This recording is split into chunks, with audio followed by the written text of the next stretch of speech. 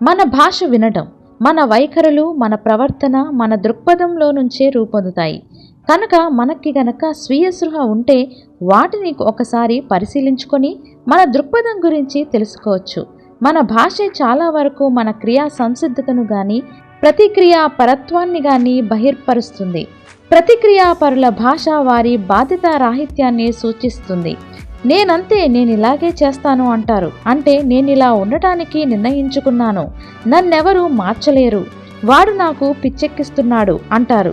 నాదేం బాధ్యత లేదు, నా మానసిక ప్రపంచాన్ని మరొకడు పరిపాలిస్తున్నాడు, ఆ పని నా వల్ల కాదు, నాకంత సమయం లేదు అంటారు.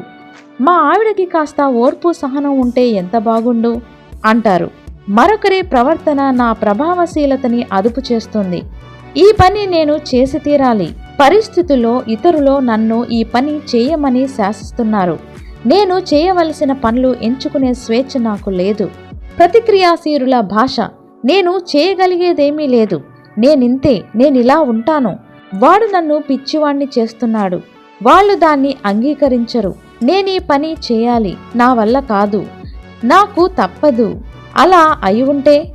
క్రియా సంసిద్ధుల భాష, ఇంకేదైనా ప్రత్యామ్నాయం ఉందేమో చూద్దాం, నేను నా పద్ధతి మార్చుకోగలను, నా భావాలను నేను అదుపు చేసుకుంటాను.